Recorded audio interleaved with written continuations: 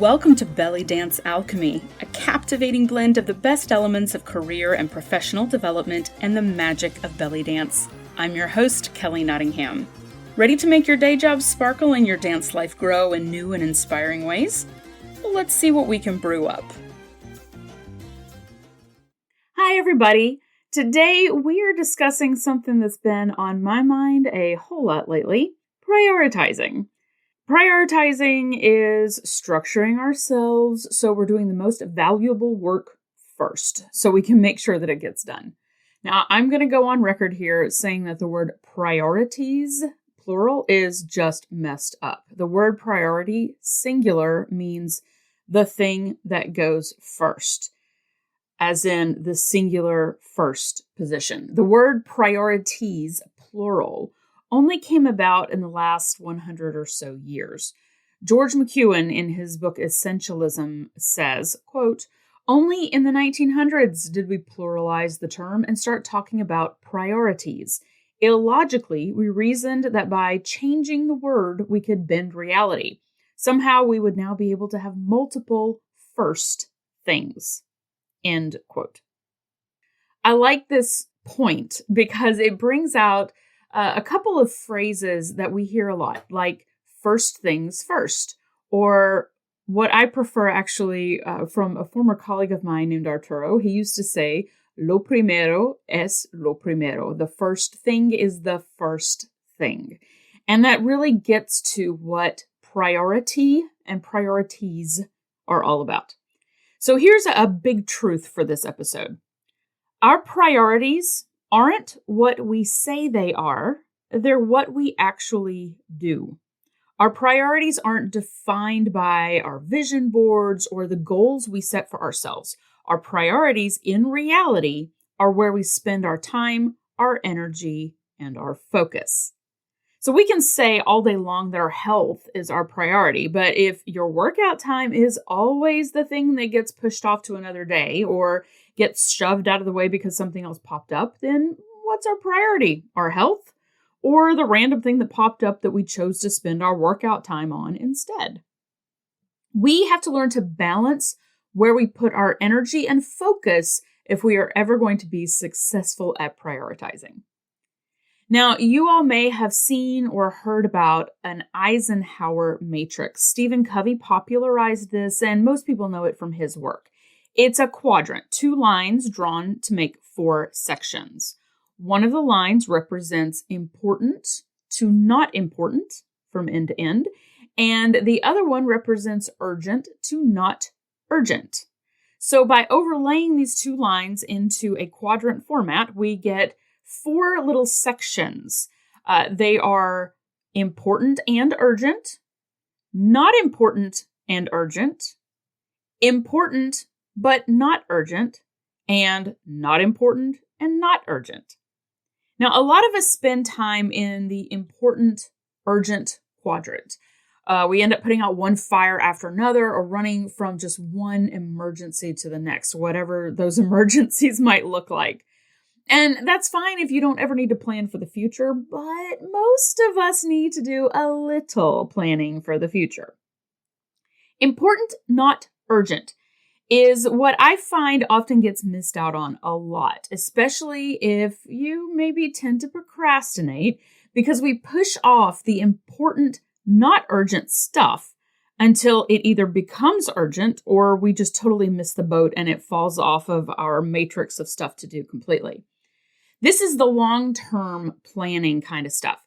Career development plans, networking professionally, building a long-term skill set, updating your resume regularly. I mean, that becomes urgent when somebody suddenly asks for it or you're thrown into an unexpected job search, right? Saving for retirement, regular health checkups, going to the dentist regularly for cleanings. When you put those kind of things off too long, they can become urgent, or you end up just not being able to retire, so it becomes a non-issue. We don't want that. Now, the urgent, not important stuff, the things that are not necessarily high on the list of importance, but they need to be done quickly. I hear a lot of productivity people talk about just not doing these at all. Just get rid of them, don't do them.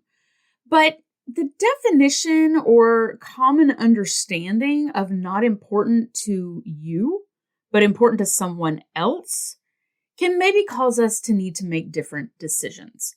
Now, I hear you. A lot of people with these kind of things say, well, somebody else's lack of planning is not my emergency.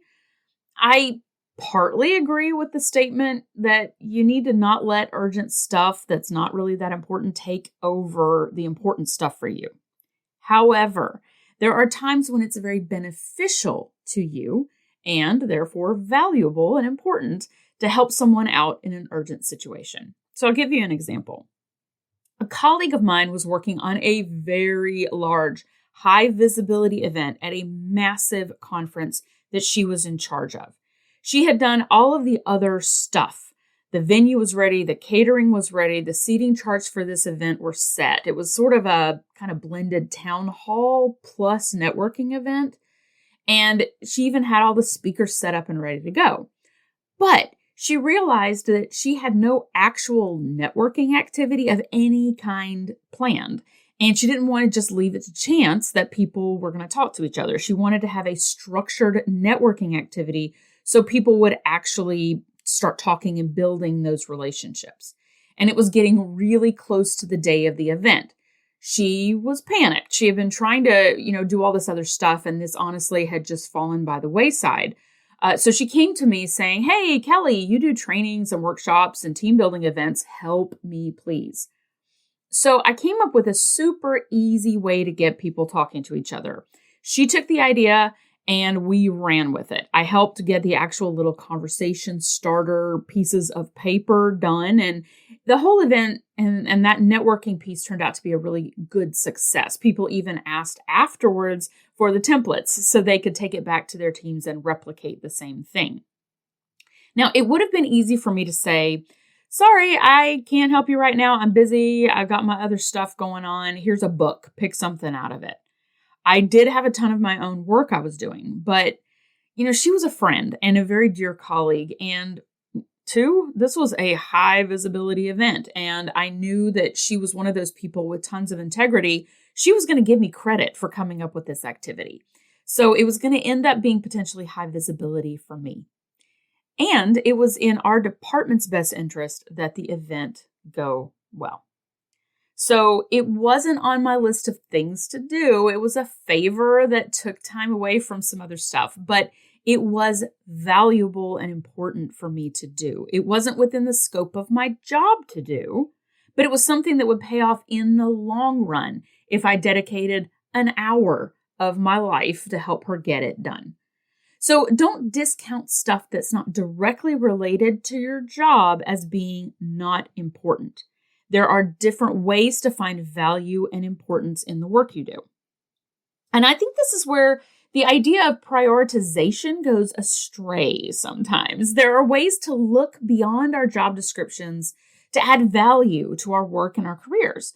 We have to understand that important can look like different things, especially when comparing long and short-term important, like networking.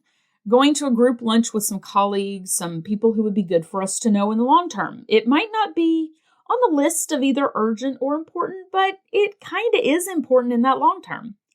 What will add value to our lives in the short term can be really different from what's going to add value to our lives in the long term. So let's go back to this networking example.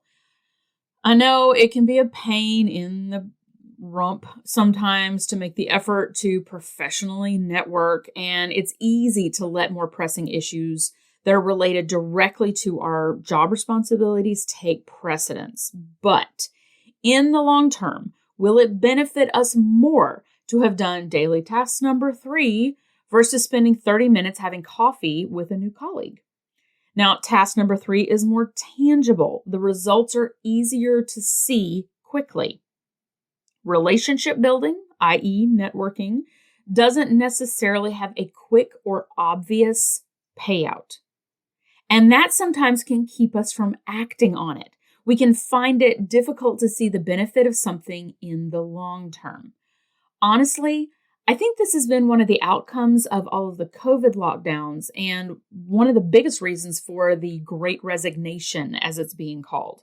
Taking ourselves out of our typical situation of working in an office and constant meetings and commuting and that emergency fire pudding outing allowed us a little breathing room to look around us and say, what's really important to me?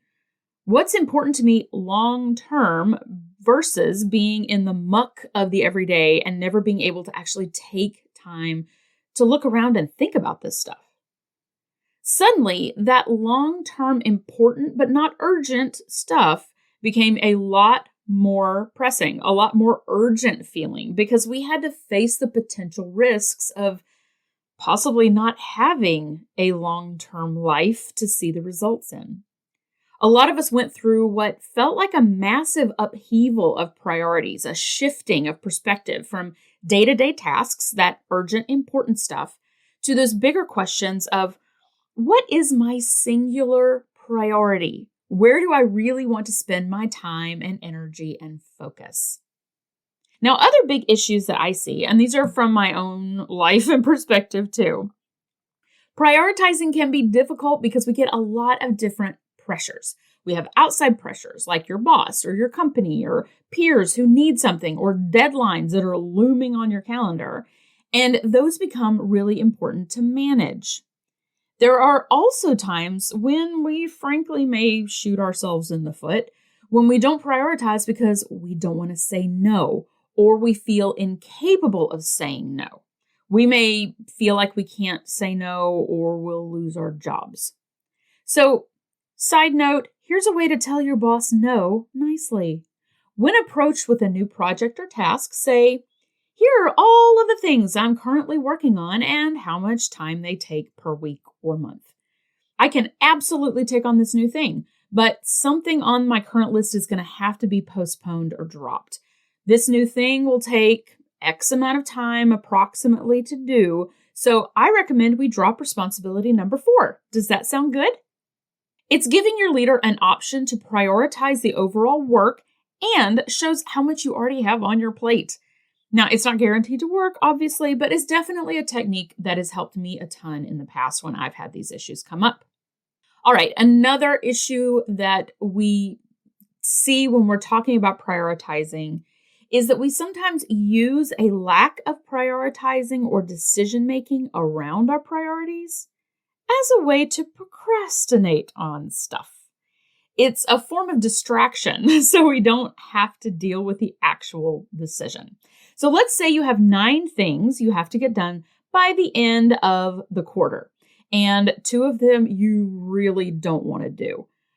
2 of the others you could delegate to someone else, and then the other 5 really don't take up a ton of time. But you really don't want to do those first 2 big ones. Instead of digging into them so you have plenty of time to get them done, it's so easy to put the less important, less time-consuming things first. This, my friends, is a form of procrastinating. We don't want to work on the things we need to do, but we distract ourselves by rethinking what we're supposed to work on or researching the stuff we've already researched or not delegating so we don't spend time on the high-value stuff or preparing to work and then preparing to work. Now, I'm going to be really honest here. This is what I have been doing with my business and this podcast. I've been working for months and months and months on my first digital course on resume writing. Now, this course is going to be way more than just here's a template and how to fill it out. You all know I tend to focus on a whole lot bigger picture content than that. So the course is about understanding your value to an employer, how to identify your key transferable skills, how to market yourself appropriately, all kinds of good stuff. Now, that project, I've been working on it for months and not making any headway. I wanted to get it done. I've been wanting to build out my entire library of online digital courses, but somehow I just wasn't getting around to it. Why? Well, when I sat back and really looked at what was happening, I realized I was scared that it wasn't going to be good enough. And I didn't want to let everybody down by putting out something that wasn't high enough quality for them to feel like they were getting a good product. And secondly, it was such a big project that it felt overwhelming. The perfectionism and fear that pop up for me were popping up hard. And I was using that perfectionism and using that fear of it not being good enough to work on everything else first. So, for example, how many times had I researched the topic for this podcast and then re-recorded it repeatedly?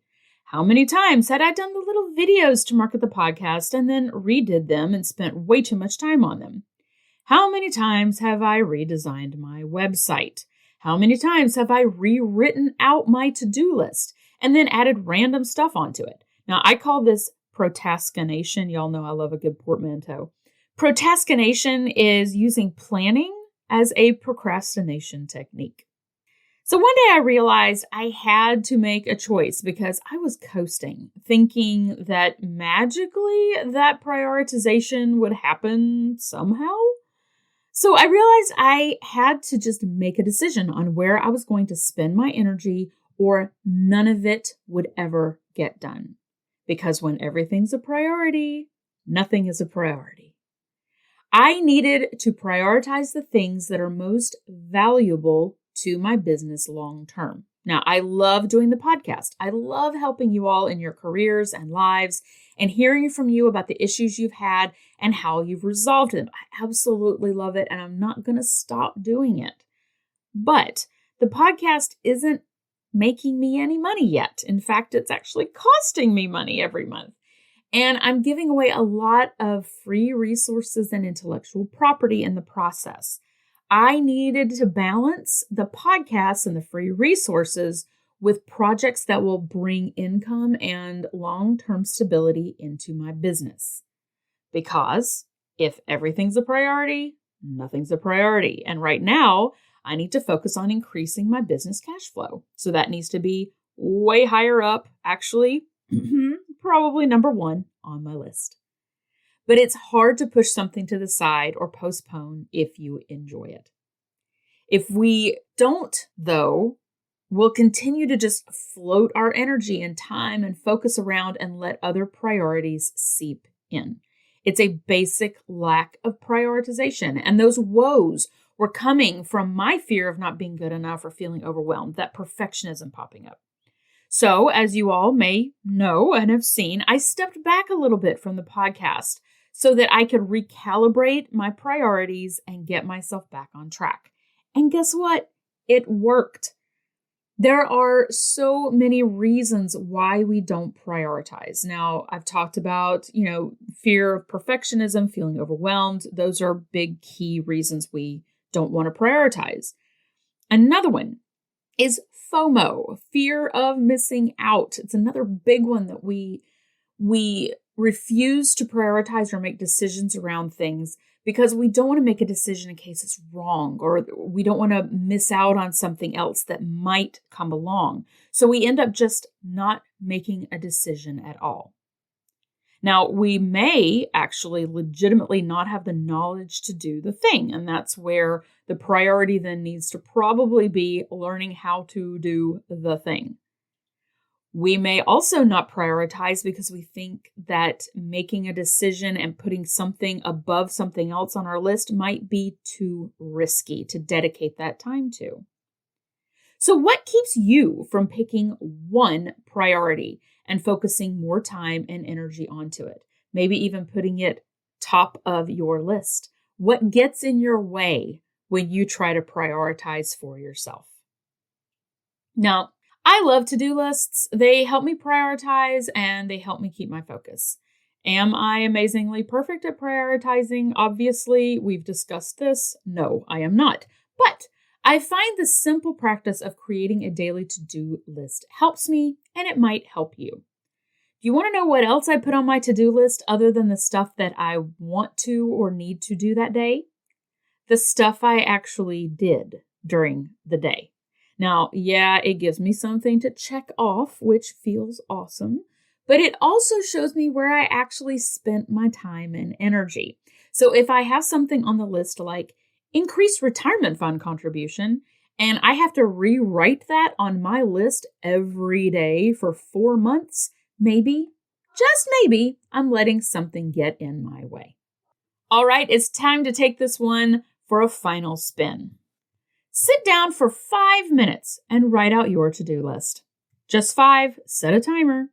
Also, don't let the list writing become its own form of procrastination. Your list doesn't have to be perfect or pretty or covered in stickers or drawn with pretty markers to be effective. After all, is it more important for the list to be pretty or for the list to be functional? Yeah. If you feel really energetic about prioritizing, you can create your own Eisenhower matrix of your priorities and then compare it to where you actually spend your time. You may find that the quadrant you want to spend time in isn't the one you're actually spending time in. And if you really need to dedicate some time to your number one priority, set a timer for 20 minutes today to work on just that one thing. You might be amazed at the progress you can make in 20 dedicated minutes. If the thought of spending 20 minutes today to work on your number one priority feels terrifying or overwhelming, then maybe it's time to spend 20 minutes on reflecting about what ideas and beliefs you hold about your prioritization and why you tend to hold yourself back. That in itself can be a huge first step. Now, believe it or not, the holidays are coming soon. For Americans, Thanksgiving is happening in just a few weeks, and Hanukkah, Yule, Christmas, Kwanzaa, and the New Year, and tons of other holidays are all quickly approaching. So, what's your priority for any holidays you may be getting ready to celebrate? Write that on a sticky note and put it on your coffee maker or fridge or your tea kettle. Keeping that front of mind as you get into the holiday madness can hopefully alleviate at least a little prioritization stress. After all, is your priority around the holidays that everything be perfect or that you have a nice time with family and friends? All right, everyone, I hope you have a wonderful rest of your week. Talk to you all soon. Bye. If the pandemic lockdown has made you aware of some major changes you want to make in your career or dance life, I can help. Maybe you realize you hate your current job, or that you're holding yourself back from making a big life change that deep down you really want. Now is the time to start building momentum for the future. I've spent my career in professional development and training at Fortune 100 companies, leading training initiatives and coaching people from frontline employees to executive-level leaders to improve their relationship to their work, their colleagues, and themselves. If you think some non-judgmental support and gentle nudging would help you to get going, give me a call to discuss one-on-one coaching and consulting. If your organization or company is ready for an injection of new ideas, energy, and practical tools to improve company culture and efficiency, let's chat. I have off-the-shelf workshops ready to bring to your organization on topics like effective communication, change management, presentation skills, and a suite of leadership development workshops, just to name a few. Custom workshops are also an option. For a 30-minute complimentary consultation, email me at bellydancealchemypodcast@gmail.com, go to bellydancealchemy.org, or reach out to me on LinkedIn or via the links in the podcast notes so we can see if I'm a good fit for your needs. Well, thanks for listening. If you like what you hear, please subscribe to this podcast and share the magic with your dance friends. If you want more, you can sign up for our mailing list at bellydancealchemy.org, or you can email me your suggestions and feedback. I would love to hear from you at bellydancealchemypodcast@gmail.com. Bye.